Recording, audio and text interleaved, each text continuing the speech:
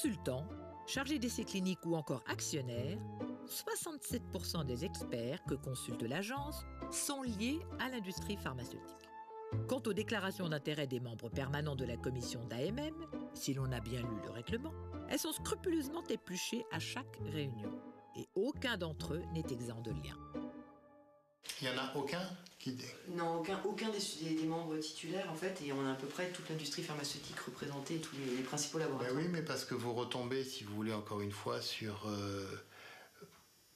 dans l'appel à candidature qui a eu lieu donc pour la dernière mandature, quelqu'un qui ne déclare aucune relation avec l'industrie, qui serait candidat.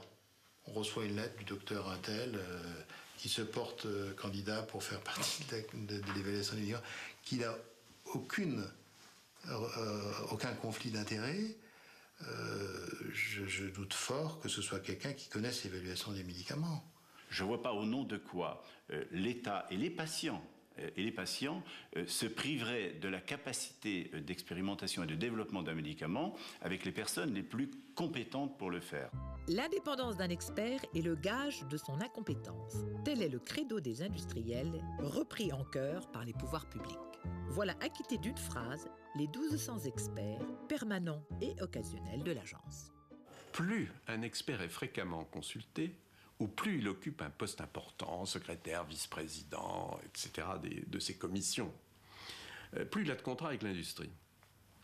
Et on atteint un groupe d'une cinquantaine de ces 1200 qui est très intéressant, puisqu'ils ont entre 10 et 51 contrats avec l'industrie. Il faut bien voir ce que représentent des sommes pareilles. Ce sont des hommes qui sont des employés, il n'y a pas d'autre nom, de l'industrie. Et il est clair que ces hommes, dont la plupart sont des universitaires de médecine, ajoutent 50% à leur salaire, mais peuvent parfaitement le doubler, ou beaucoup plus. J'ai envie de dire que la fonction d'expert, pour un acteur de l'AMM, quel que soit les groupes de travail dans lesquels il est, c'est un acte militant, parce que sur le fond, ça ne lui rapporte rien. J'avais demandé qu'au moins le président et le vice-président n'aient pas de lien d'intérêt avec les laboratoires. Je ne sais pas ce qu'il en a... Enfin, je sais que cette recommandation n'a pas été retenue. Le jour où vraiment on a envie de trancher ce débat-là, on peut supprimer les experts. Mais je ne suis pas sûr qu'on y gagne. Je ne crois pas qu'on puisse être libre quand on juge son employeur.